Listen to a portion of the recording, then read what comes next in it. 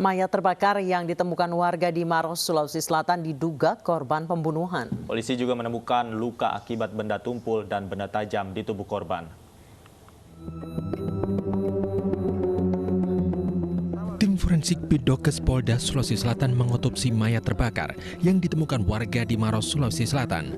Hasilnya korban diperkirakan telah meninggal sejak 3 hari sebelum ditemukan. Selain itu polisi juga menemukan luka akibat benda tumpul dan benda tajam di tubuh korban. Namun polisi kesulitan mengungkap identitas korban karena luka bakar hampir 100%. Polisi memperkirakan korban sengaja dibunuh. Jadi bisa dipastikan dia sudah meninggal sebelum dibakar atau? Hal itu kita masih dalami ya. Memang luka bakar yang dalam itu kan luka bakar 100%, hampir seluruh tubuh terbakar. Namun kami juga mendapatkan beberapa petunjuk yang mengarah ke adanya tindakan kekerasan seperti itu. Sebelumnya, warga desa Padaelu, Kabupaten Maros, Sulawesi Selatan digegerkan dengan penemuan mayat terbakar di semak-semak. Warga pertama kali menemukan sempat melihat asap mengepul di TKP dan mengira ada seseorang sedang membakar sampah. Setelah dicek, ternyata terdapat sosok mayat hangus terbakar. Kini polisi tengah memburu pelaku. Dari Maros dan Makassar, Sulawesi Selatan, Muhammad Nurboni, iNews melaporkan.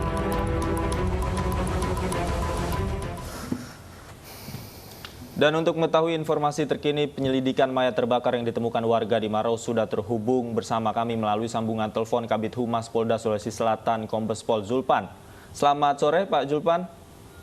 Selamat sore. Pak Zulpan, apakah hingga saat ini sudah ada fakta baru terkait penyelidikan mayat terbakar yang ditemukan Pak? Baik, terima kasih ya. Jadi pertama-tama saya telat dulu tadi saya dengar pemberitaan dari iNews di TV bahwa itu ditemukan diperkirakan 3 hari yang lalu ya. Jadi itu tidak benar ya. Jadi memang benar kemarin kita pada pukul 04.30 WITA ya menemukan sesosok mayat tepatnya di Desa Padaelu, Kecamatan Malawa, Kabupaten Maros, Sulawesi Selatan terbakar ya dengan kondisinya itu bukan 70% tapi mendekati 100% terbakar. Nah, kemudian setelah itu tentunya kepolisian dari Polres Maros turun ke TKP, kemudian dibantu dengan tim lapor dari Polda Sulawesi Selatan. Nah tentunya kita memerlukan waktu ya, kemarin kejadiannya dan hari ini lapor sudah memberikan hasil daripada identifikasi yang dilakukan oleh lapor, bahwa bisa saya sampaikan kepada pemirsa bahwa korban yang kemarin ditemukan di Kecamatan Malawa, Kabupaten Maros tersebut benar dinyatakan hasil lapor adalah dibakar. Jadi bukan terbakar, dibakar. Oke, dibakar. Yang bahkan dari tubuh korban itu ditemukan ada luka tusuk, ya, luka tusuk akibat benda tumpul, dan masih juga bisa diidentifikasi oleh tim lapor adanya darah yang menempel di pakaian yang terbakar. Jadi demikian hasil lapor yang bisa saya sampaikan. Kemudian informasi lain bahwa jenis kelamin daripada korban ini kita sudah bisa pastikan adalah laki-laki dengan usia antara 16 sampai 25. Ya, tetapi kita tidak memiliki identitas yang kita temukan karena semuanya hancur terbakar dalam kondisi yang kita temukan, jadi tidak ada tanda pengenal dan sebagainya. Demikian. Baik, sejauh ini Pak, tadi belum diketahui sejauh ini identitas, baru laki-laki berusia 16 sampai 25 tahun karena tidak ditemukan adanya identitas yang melekat. Sekarang fokus dari kepolisian mencari identitas terlebih dahulu atau mencari pelaku pembunuhan dari warga sekitar yang mungkin melihat pada saat pelaku membakar jenazah ini, Pak. Ya, tentunya sekarang tim dari Serse juga sedang bekerja ya, penyidik ya, untuk menemukan petunjuk dan juga alat bukti yang lain siapa pelaku daripada yang mengakibatkan korban ini terbakar atau dibakar ya. Kemudian kita dari tim lapor dan forensik juga tetap bekerja, tentunya ingin mengetahui siapa orang ini, tentunya harus ada pembanding ya. Artinya kita juga mengharapkan partisipasi masyarakat untuk membantu Polri atau penyidik dari Polres Maros ya, apabila ada keluarganya yang hilang tolong dilaporkan kepada kami sehingga kami nanti bisa mengambil sampel yang bersangkutan ya, keluarga yang masih hidup, untuk mencocokkan siapa korban ini dengan mengetahui identitasnya tersebut tentunya akan mempermudah kita untuk mengungkapnya. Tetapi tanpa itu pun kita tetap bekerja menelusuri ya siapa yang melakukan tindakan ini, tentunya masih dalam penyelidikan pihak daripada Polres Maros ya.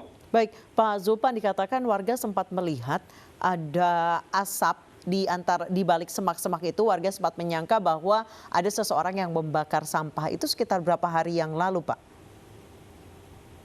Iya, kalau hasil daripada forensik dan lapor bahwa itu diperkirakan dibakar itu bukan 3 hari yang lalu ya, jadi tidak ada hasil daripada laporan yang menyatakan demikian.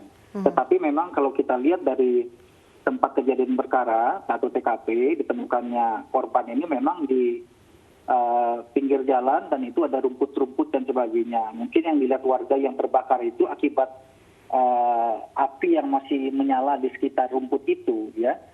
Tetapi bukan berarti pada saat dibakar ditemukan oleh kita di TKP itu mayat itu masih hidup, tidak, sudah terbakar habis 100%. Tetapi rumput-rumput sekitarnya itu yang masih terbakar demikian. Baik, sejauh ini dari hasil otopsi seperti apa, Pak? Apakah korban tewas karena dibakar atau tewas terlebih dahulu baru kemudian jenazahnya dibakar? Ya, jadi hasil daripada lapor dan juga Dokes Polda Sulsel yang bisa saya sampaikan bahwa ditemukan luka tusuk di tubuh korban, kemudian juga mengeluarkan darah. Dan ini tentunya masih dalam kita tidak bisa simpulkan ya. Artinya apakah dia dibakar dulu baru ditusuk atau ditusuk dulu baru dibakar ya. Tetapi hasil lapor menyatakan bahwa ada luka tusuk dan mengeluarkan darah, demikian. Baik, terima kasih. Kombes Pol Zulpan, Kabid Humas Polda Sulawesi Selatan telah bergabung bersama kami di Ainun Sore. Pemirsa, sebelumnya pengemudi ojek online di Brebes, Jawa Tengah juga ditemukan tewas dalam keadaan hangus terbakar. Korban diduga dibunuh terlebih dulu sebelum dibakar.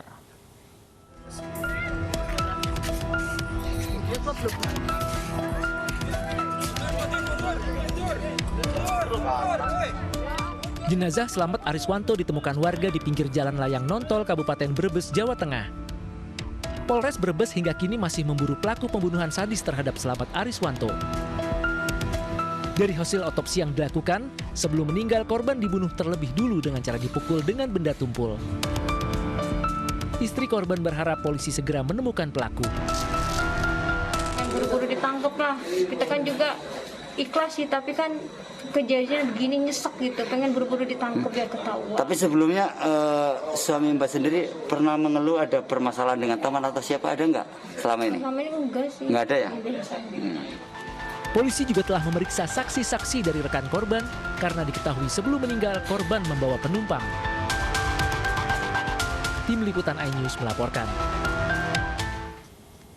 Pasca sejumlah warga binaan lapas perempuan yang keracunan desinfektan, pihak kepolisian melakukan olah TKP. Ditemukan barang bukti berupa 3 botol minuman dan serbuk perasa minuman.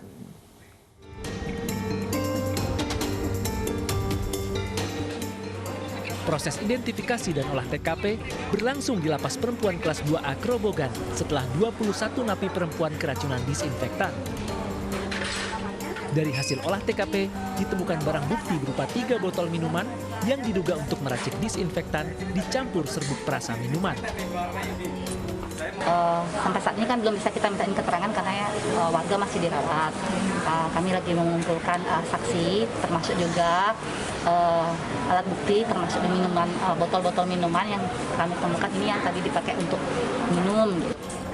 Terbongkarnya keracunan 21 warga binaan Lapas Perempuan Denpasar berawal dari 4 warga binaan yang mengaku sakit perut dan dievakuasi ke unit gawat darurat RSUP Sanglah. Setelah didesak, warga binaan tersebut mengaku usai minum cairan disinfektan dicampur serbuk perasa minuman. Dari 21 warga binaan perempuan yang keracunan, 1 diantaranya meninggal dunia. Mereka nekat mengkonsumsi minuman oplosan tersebut agar mendapatkan sensasi mabuk. Dari Badung, Bali, Indira Ari, iNews melaporkan. Polisi terus mendalami kasus kekerasan seksual dengan tersangka seorang ustadz di Sidoarjo, Jawa Timur. Sementara itu, Dinas Pemberdayaan Perempuan, Perlindungan Anak dan Keluarga berencana memastikan para santri korban pencabulan sudah dalam pengawasan.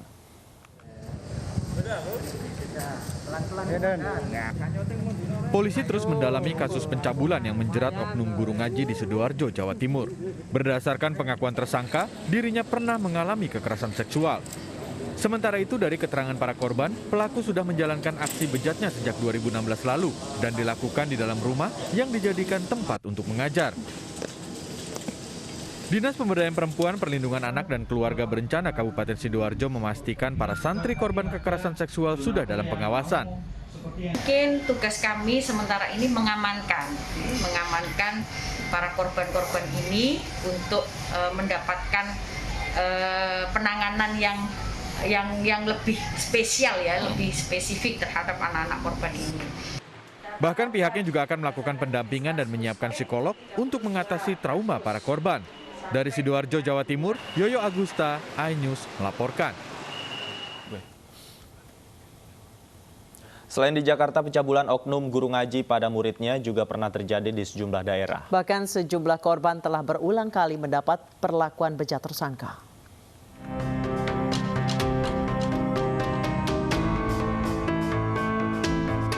Seorang guru ngaji di sebuah yayasan di kawasan Muara Baru, Jakarta mencabuli murid-muridnya. Guru ngaji berusia 60 tahun tersebut mencabuli 5 murid perempuannya yang masih berusia 8 tahun. Aksi bejat pelaku terbongkar ketika salah satu korban mengeluh sakit saat buang air kecil. Saat ditanya oleh orang tuanya, korban mengaku telah dicabuli pelaku. Korban juga diiming-imingi uang sebesar Rp10.000 beserta pakaian baru. Di Kabupaten Jombang, Jawa Timur, seorang pria berumur 50 tahun berinisial S yang merupakan pimpinan pondok pesantren di Kecamatan Ngoro hanya bisa tertunduk malu saat dibawa polisi karena telah mencabuli 6 santriwatinya. Dalam menjalankan aksinya, pelaku menggunakan modus mengajak santri untuk melakukan sholat malam. Usai sholat, pelaku merayu santri melayani nafsu bejatnya. Karena takut, korban akhirnya melayani nafsu bejat pelaku hingga aksinya berulang dengan jumlah korban 6 orang. Ironisnya, aksi ini sudah berlangsung selama 2 tahun. AW 21 tahun, oknum guru ngaji di salah satu madrasah di Kampung Sipon, Desa Karangwangi, Kecamatan Ciranjang, Cianjur, Jawa Barat, ditangkap petugas Satreskrim Polres Cianjur. Penangkapan oknum guru ngaji ini setelah beberapa orang tua korban melaporkan aksi bejat tersangka. Dalam 1 tahun, tersangka AW melakukan aksi pencabulan kepada anak-anak perempuan berusia 13 tahun dan 14 tahun yang mengaji dengannya. Aksi bejatnya dilakukan usai anak-anak perempuan selesai mengaji.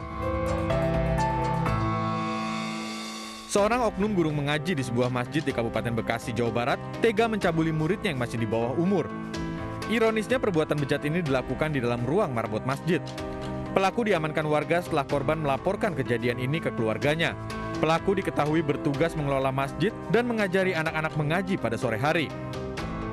Korban yang masih berusia 15 tahun kini mengalami trauma.